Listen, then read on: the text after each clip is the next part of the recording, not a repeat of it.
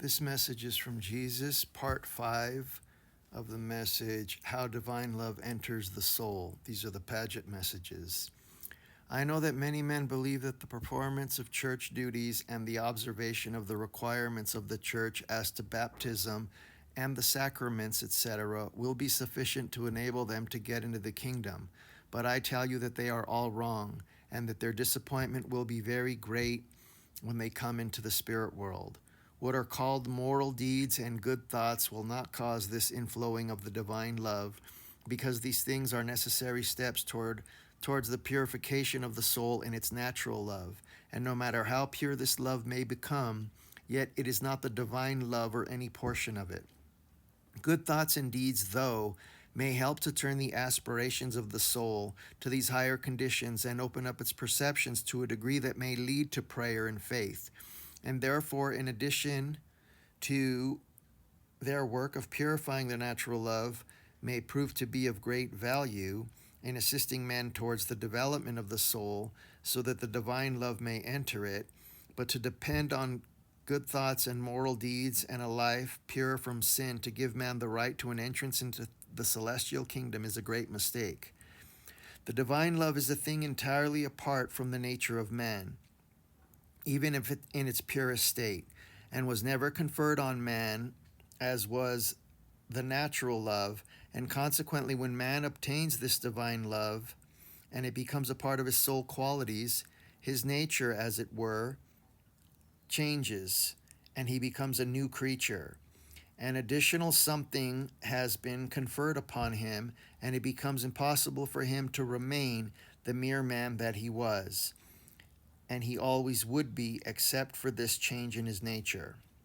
I know that men do not understand the distinction between a man with only the natural love and one with the divine love, but the distinction is so great that the one, when possessed to a sufficient degree, makes the man a part of divinity, while the other, no matter how fully possessed and how pure it may become, makes man merely man, though a perfect one. Whoever will pray in sincerity for the inflowing of the divine love will receive it.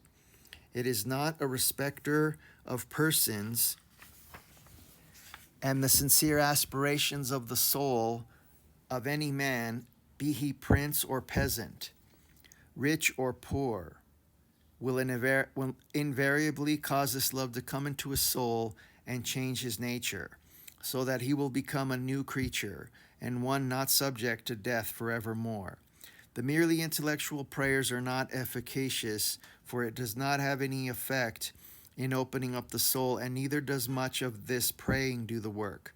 One little moment of this true praying will be more effective in causing this divine love to flow towards the soul than a whole lifetime of idle repetition of prayers that come from a source merely mental.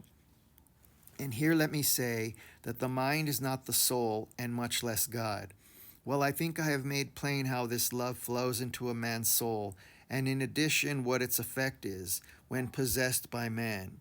There is nothing in all God's universe that can take its place for the purpose of making a man at one with the Father and of causing him to become divine insofar as he possesses this love. So I say to all men, pray and never cease to pray for the inflowing of this love.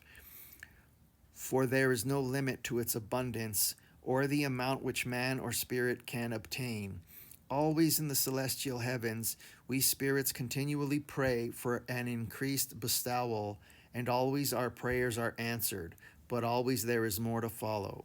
I must not write more tonight. I am satisfied with the correctness of your receiving my message, and will come again and write you another. With all my love and blessings, I am your brother and friend, Jesus. Again, these are the Paget messages channeled 100 years ago by Jesus and his disciples. This is volume 2, available on Amazon, and free PDFs available at divinelove.org.